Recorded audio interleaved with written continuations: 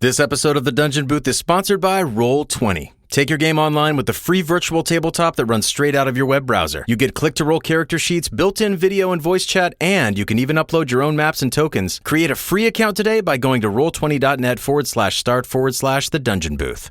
The Dungeon Booth is also sponsored by Elderwood Academy, makers of finely crafted wooden tabletop gaming accessories like the Codex Dice Tower, Scroll Rolling Tray, and Spellbook bespoke luxury gaming boxes. Go design your own custom accessory today at elderwoodacademy.com. Welcome back to The Dungeon Booth.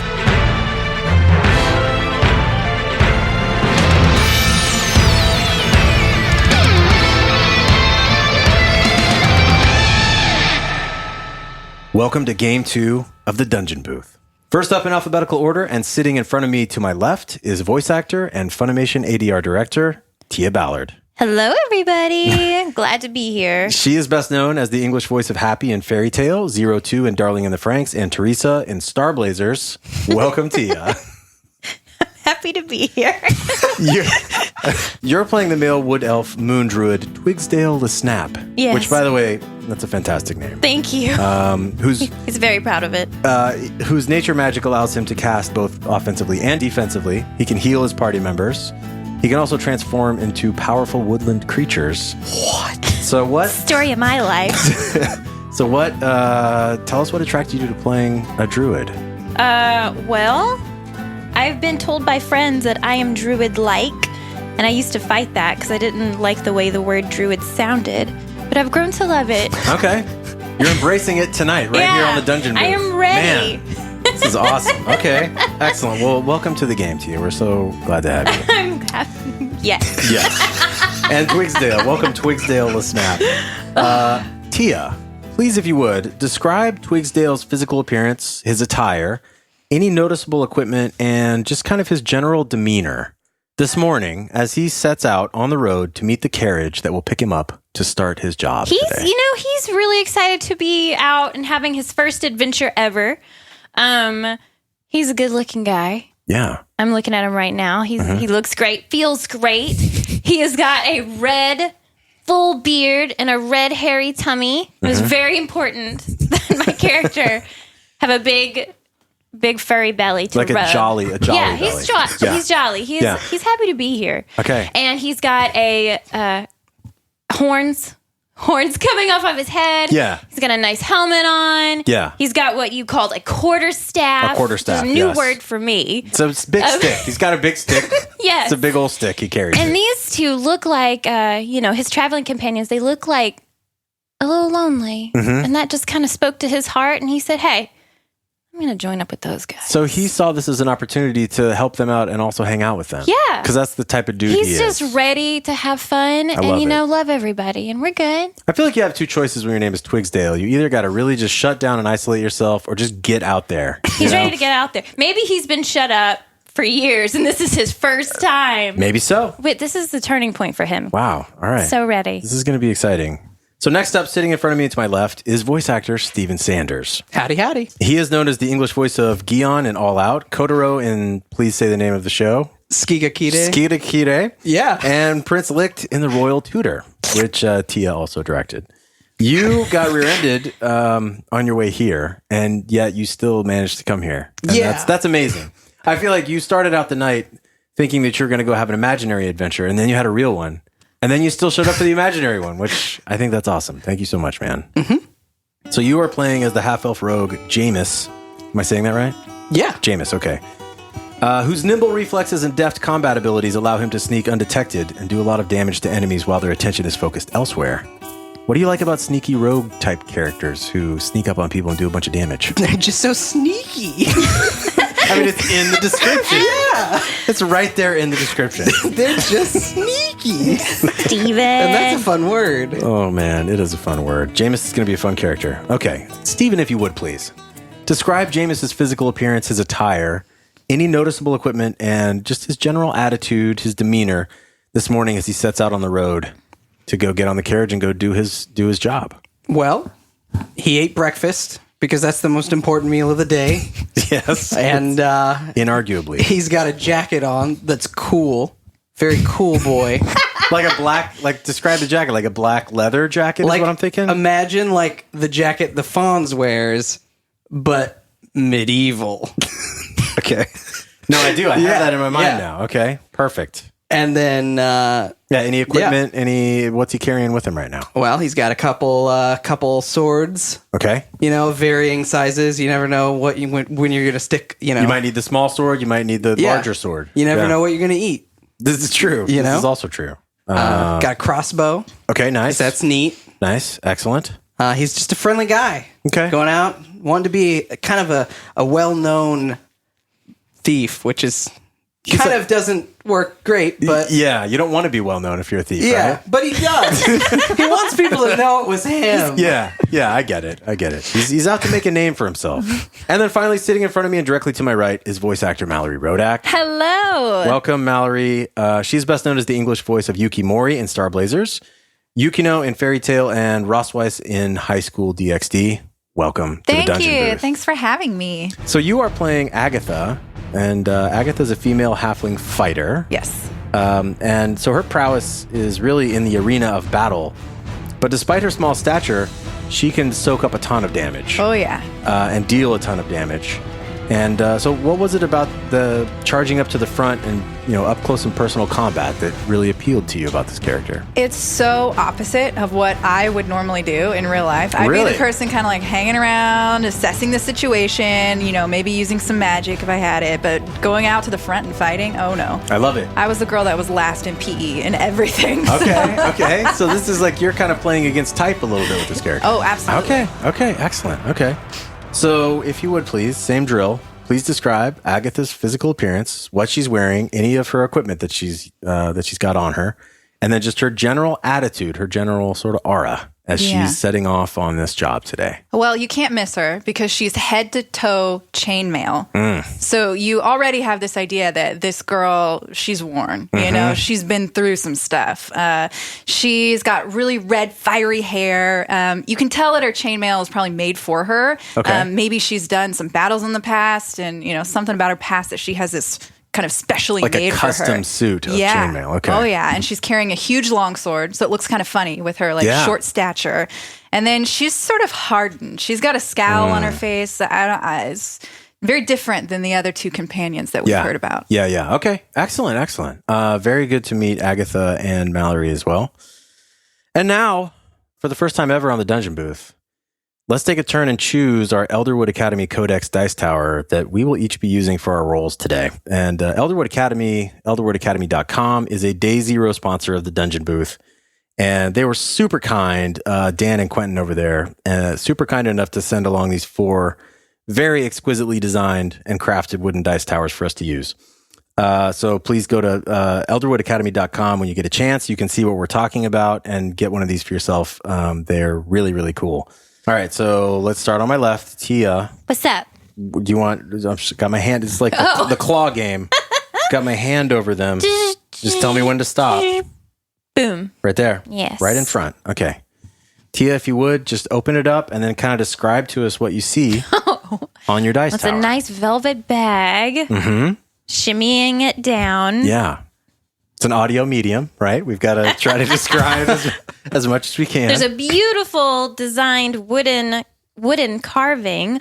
Everyone, it's kind of like a sun, which I love. It's like a sunburst compass thing. Oh, and it's some sort of octopus. Oh, I know what that is. That's Cthulhu. That's got to be Cthulhu. Perfect. You've got a black wrapped Codex Dice Tower. Wow, There you go. neat. There you go. Who's up next? Steven. That's me. Which one would you like to? That one. Okay. There's not one there. No, I can't even just get lost the your card. turn. 75 cents. Oh, God. man. You don't even get that That money was my back. bubblegum money. All right, one more shot. One more shot. Go. Between again. I'm going to get the unlucky Steven, one. I know that. This is going to be yours. It's going to be yours. All right. Oh, gosh. This bag. I've got it. There's like some symbols that look kind of Lord of the Rings-y. Yes. There on the side. It's kind of like some elven script or something. Oh, and there's a big old dragon. Nice. On top of a maroon leathery Yep. background. So you got a maroon wrap on it, and it's got a symbol of a big golden dragon. Okay. Nice. Well, hopefully that'll be lucky for you. Only 2 left. Oh my Mallorie. gosh, I gotta make the right decision. I'm so nervous. It's a big choice. Yeah, well. Okay, here you go. Ooh. And I'm stuck with whatever I've got. It's just what I've got. Let's see. Ooh, the top of it has some symbols on it, some swirls. That's totally on brand for me. Looks like astrological or something. Oh, I like this already. Ooh, check that out. What is this? It's like some Oh, that's fancy. magic runes or something. What color is that? Is that blue or black? It's I can't a tell. navy. It's like a navy blue. Okay. Yes. Yeah. So it's like a navy blue leather wrap, and it's got a bunch of silver runes written on the side of it. I love it. And it looks like it's magical. And it probably is magical. Guys, That's the lucky one. that's the lucky one. So that means whatever I'm about to unwrap here, which I'm pulling the top off, the top of mine is, I think mine's upside down. So yeah, this one's going to be the unlucky one. Oh no, sweet. This has got a green wrap on it, and it's got an amazing picture of a golden tree. That should have been yours, Tia. That should have been Twigsdale's because it's got a tree on it. It's fine. Maybe we can engineer a trade later. Yes. So you guys are starting off today because you work for the Adventurers Guild, and you are off on a job. You're not exactly sure what it is, but you have certain traits about you, certain abilities that allow you to be effective on this job. That's why you've been hired for it. The 3 of you are together. You're on a coach.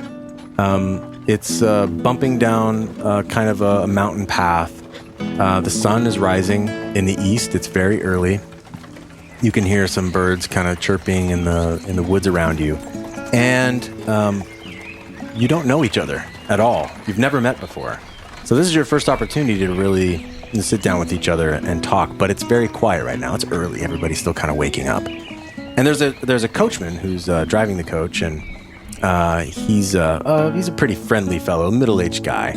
And at a certain point, you get down the road, he kind of reaches back and slides the window panel aside, and he looks back at you and he says, we've got a couple more hours before we get to our destination. Driving this coach, it's kind of just the same thing every day. I sure would like to do something exciting like you adventurers. You get to travel around and do all kinds of things and see all kinds of sights. That must be real exciting.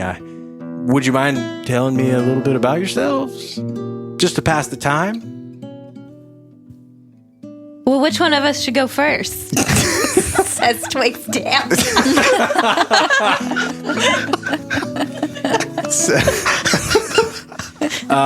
He says it to himself, just out loud. Yeah. He rubs his beard and Okay. he's like, I think I'll go first. Okay. But yes, you, sir. Yes. do you mind if I ride shotgun with you? Well, so the coachman kind of like looks around. He looks at you, looks how big you are, and then he sort of looks at the little seat that he's on, and he says, well, you're welcome to climb up here, but I might have to get on your lap. I hope that's all right. It is. It is all right. Well, I've never had this happen before. And so he whoa, and he slows the horses down and climbs off, and he opens the door for you. Aww. You want to climb out and get up on top of the seat? Yes. Okay. I climb out, get on top of the seat, just gently lift him, put him in my lap. You lift him. Okay, excellent. So as you lift him, he goes, whee! Good. And then you put him on your lap, and then he grabs up the reins and, whoa, okay, let's go, girl. And then the horses start going again. Nice. And now there's a coachman bouncing on your lap, a middle-aged coachman bouncing on your lap. And he says, well, you've got my attention. What'd you say your name was? Twigsdale LeSnap. Well, it's so nice to meet you. It's a pleasure to meet you, Twigsdale. Yes. You seem like quite a unique character. Well, this is my first adventure. Your very first. I'm so excited to be here, and you're just wonderful. Well, I just love these two already. Wow. It's going to be a great day. This is exciting. So tell me a little bit about how did you come to start working for this Adventurers Guild, and where do you come from? Well, I come from a village not too far away. Let me stop you there. The window's open. This humongous bearded man just stopped everything down to climb up so that he could put this coachman on his lap and tell him this story. Mm-hmm. What are you doing right now? I'm going to, while keeping my eyes watching this whole situation, reach down and get a breakfast sandwich out of my bag and start eating it. Okay. Can you tell me about the breakfast sandwich? Like what's on it or what? Slightly toasted on the top and the bottom. It's got a little piece of egg on it. Ooh. And some cheese. And it's not melted though because didn't think of that. Maybe he was rushed a little. This is his second rushed. breakfast too. Yeah. It was all right. It's an all right breakfast sandwich. It's all right. It is not the best. Are you trying to listen to what they're talking about up there? Yes. Or are you just minding your own business? Full attention on them. I accidentally bite my finger a little bit because I was paying too much attention to them instead of the It's sandwich. just the bouncing. It's Yeah, distracting. it's so much. It's a bumpy road. Agatha, what about you? I couldn't believe how ridiculous this situation is that actually happened. Did you say anything out loud? No, I Did just you react? Scowled. Okay. Sat in the corner, polished my sword, looked around, thinking about asking him for a bite of that sandwich. Okay. Are you trying to listen in as well or not? I am. But you don't want to appear that you're listening. Exactly. Okay. Exactly. Excellent. So he says again. We'll cut back to you, and he says, "So tell me, Twigsdale, where do you, what parts do you come from? Well, how did you find yourself working for this adventurers guild?" Well, this is my first adventure, and I really don't know how I got here. I just turned circle. There these two were, and they looked like they were up to something fun, and I just had to join. You are an amazing character indeed. So you don't even know where you're going right now. No idea. Wow, that must be an exciting life. It is. And then and then there's like a moment of sort of silence as you can imagine the coach kind of going down the road, and he's like bouncing on your lap a little bit, and he goes, "Well, do you want me to keep riding on your lap, or should we? Do you want to climb back down, or?" I mean, whatever makes you happy. I'm loving this. I love your enthusiasm. And ever so gently, I pull out a little seed and I put it in his palm. Now tell me about that. What is this seed? The that he just pulled out? seed. Yeah. It's something from my people. Okay. And I have a bag of seeds with me, and I give you a seed, and it means we're friends. Well, thank you very much. Love and respect right there in your palm. I wish I had something to give you in return. And he kind of like pats his shirt and pats his pants, and then he remembers something, and he reaches down into his sock and he pulls out a lucky rabbit's foot. And it's a red lucky rabbit's foot. And he hands it to you and he says, "I've had this for maybe even 20 years. I'd like to give it to you. It might smell like feet, but it's served me well." Aw, well, thanks. I put it in my little pack. Okay, good. You put it in. Where is your little pack? Is it on your front or your back? It's on my waist. It's It's like just a kind of belt dangling pouch? limply. Okay, yeah. It's like a belt It's where I pouch. keep my seeds. You keep your seeds and now My rabbit's foot. your red rabbit's foot. Write that down on your items. No, I'm just kidding. Okay. So the coach continues on, and he sort of like peers around, and he says, "I can't really see you, but you, sir, one in the really cool leather jacket. You know it. Would you mind telling me a little bit about yourself?" Well, the name is Jameis, and I just here to be cool, you know? Just trying to get my name out there. Yeah. I see. So you're an adventurer as well? Yeah. Excellent. How did you come into this line of work? Well, I got started stealing artifacts. Cool stuff, artifacts. And, well, one of my buddies got caught, and I figured I ought to go do some more stealing, but for people that will pay me better. You know what I'm saying? Sure. I've never been in the thieving game myself, but It's a fun game. is it? You gotta try it. I'm just ride this stagecoach around. That's what I do. Just sort of drive it from village to village and meet different people. But That's kind of like stealing. You're stealing people's time. and then he's not sure if he just insulted you, so he's sort of like, well, I don't mean to waste your time, sir. No. There's Not no at all. valuables on the coach here either, just in case you got any There's ideas. one valuable, and that's you. Aww. So the stagecoach driver somehow is having like the greatest day of his life right now. He's never felt such an outpouring of love from complete strangers and people who don't even know each other at that. So he's reluctant to even try to push his luck at this point, but he moves forward anyway, and he peers around. He peers around Twigsdale again, and he says, "And you, madam, would you care telling me a little bit about yourself?" My name is Agatha. Here's what you need to know. I can cut a troll with my sword in 3 blows or less, and I'm here to fight. I'm here to win. So don't underestimate me. And he is shaking with fear so badly that he topples off of Twigsdale's lap, and he actually falls to the ground. So now, Twigsdale, you've got to quickly try to get control of these horses. So Twigsdale grabs the reins. What a woman! She seems neat. So let's do our first roll of the game, and you're going to try an animal handling check. All right. See how you can do that. So give us a D20 in your Cthulhu Codex dice roller, and let's see what you got. And it's a 9. A 9, okay. Do you have any? You got any skills in animal handling, or? I do. I have many of those. Wait, hang on. I do have a +5. +5? Well, she's a druid. That's a few. Makes sense. Okay, so you got a 9, right?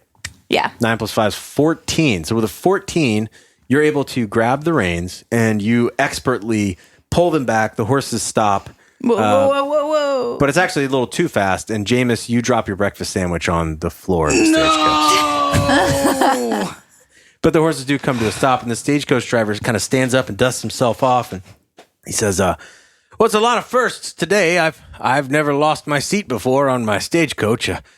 I'm sorry if I upset you, madam. I only wanted to have a little conversation. You seem like quite a dangerous lady." Yeah, I used to fight in a gladiator ring. Yeah, you heard that right. You could be next. Wow.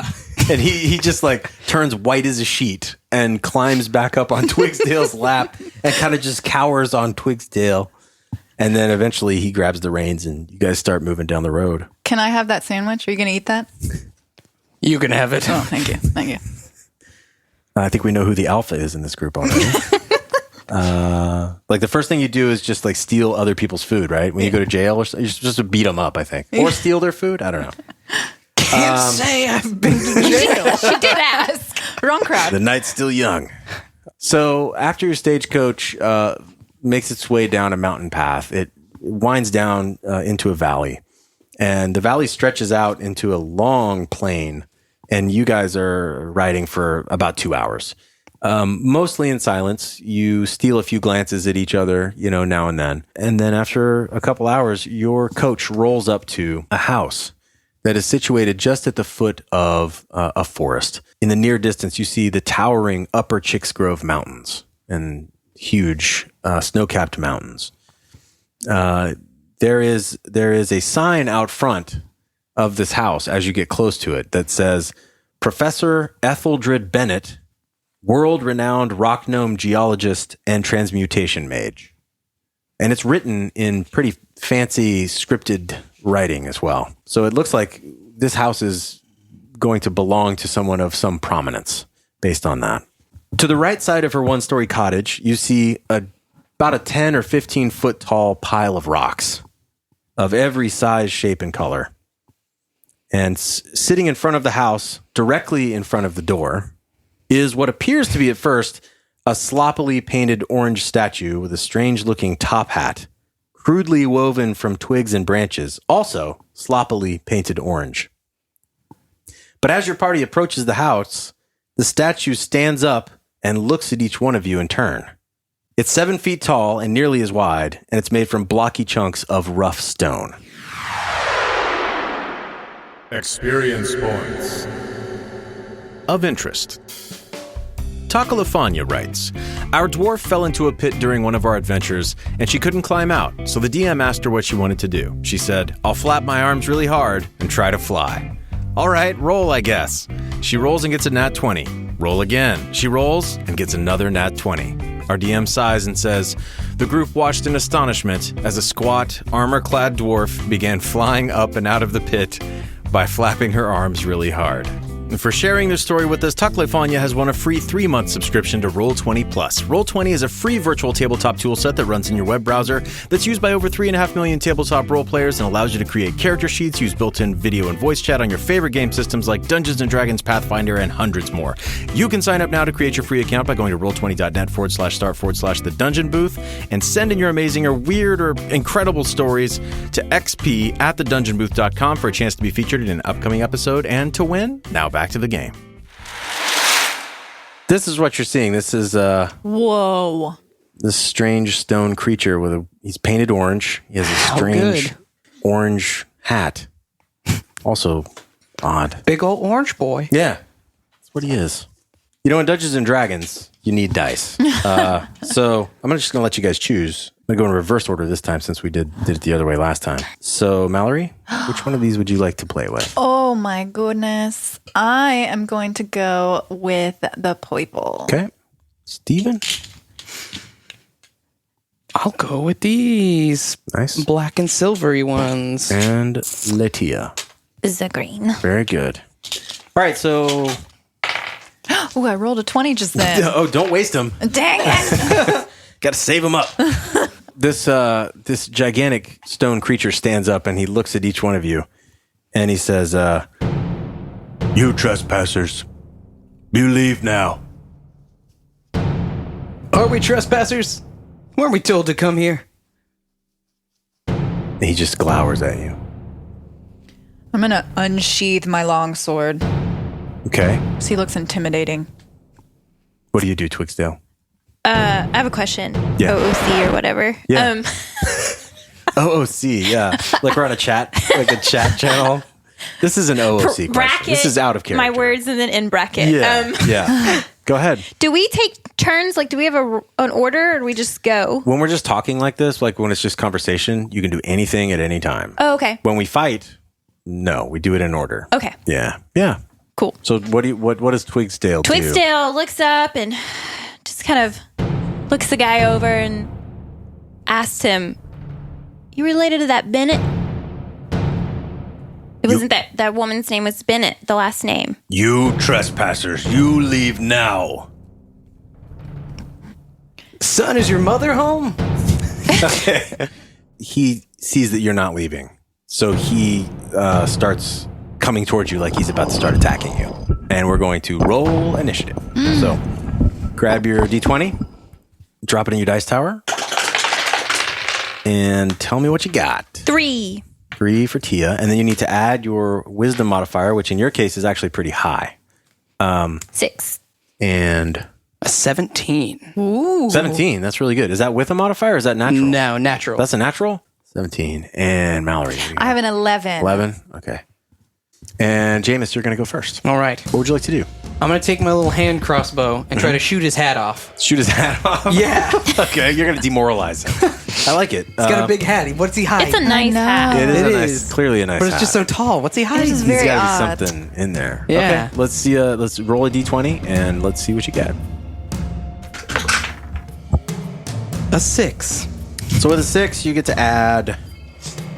+5, so you get an 11. You hit his hat. It does not move. He now has a little arrow sticking out of his hat, and he looks up at it. He pauses. He was advancing towards you. He pauses and looks up at it, and then he glowers back at you. And now he's gonna go. So Watch out, y'all. He's got a heavy hat.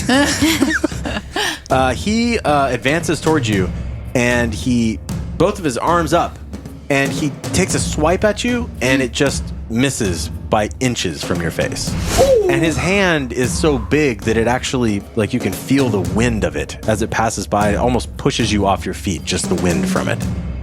And that's his move. And up next is Agatha.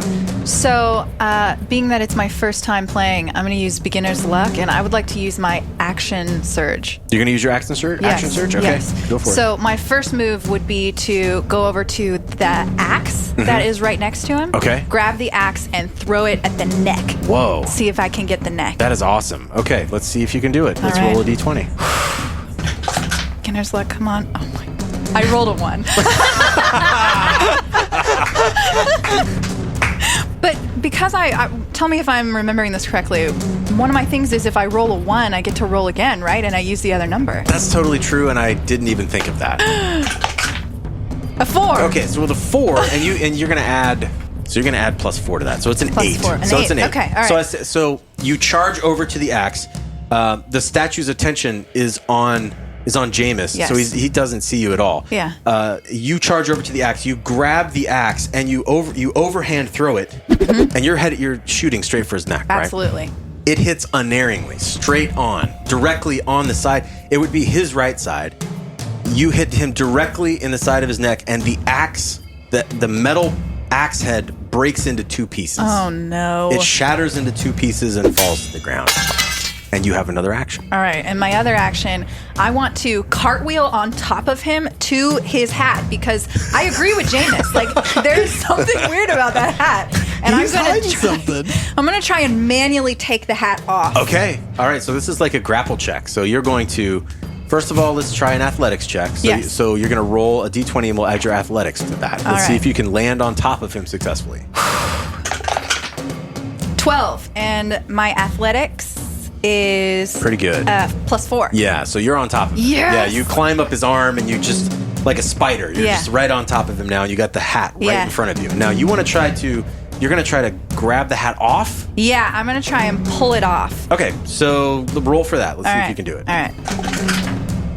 18. 18. So with an Hey. 18, you absolutely grab your hands out, straight forward. You grab the branches of the hat and you rip it straight backwards. It comes off the top of his head, and underneath his hat, there is a tower of what looks like blocks of wood and stone, like a well-crafted, sort of like a Jenga tower of odd-shaped blocks and stone. And he, as soon as he feels his hat come off, he turns around at you and he says, "My lunch!" And he kind of tries to grab at it, and then all of a sudden there's a shout from the house, What? Stop. That's enough.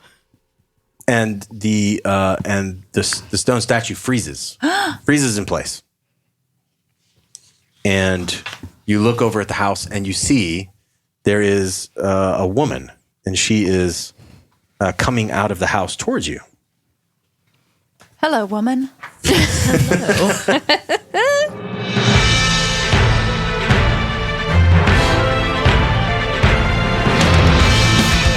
Follow Tia Ballard on Twitter @TiaTooney and on Instagram @Miss Ballard. Follow Mallorie Rodak on Twitter @Mallorie, change the O to a 0. Follow Steven Sanders on Twitter @StephenOfOld and on Instagram @Threepwood42. I'm Christopher Waycamp. Thank you for listening.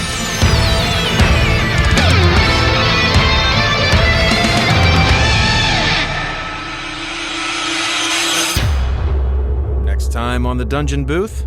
And as an example, she kind of like motions over to this candle that's sitting on the table in the kitchen. It's burning with a blue flame. And she kind of motions over to Jameis to touch it. And Jameis is illiterate, so he's not super like discerning about things like that. So he does. He just reaches out and touches it. And it's cool to the touch. It's putting out no heat whatsoever, but a lot of beautiful radiant light. Wow, that's pretty cool. Can I have one of these for the carriage? Nice of a thief to ask. You know, he wants to be known. He wants his name out the most there, and polite he asks people. The easiest way to steal something is just to ask for Is it. it stealing at that You're point? stealing our heart. I don't know if it's stealing at that point, but all right. You wouldn't expect me to have it, right? Used to be somebody else's. Oh, Jameis.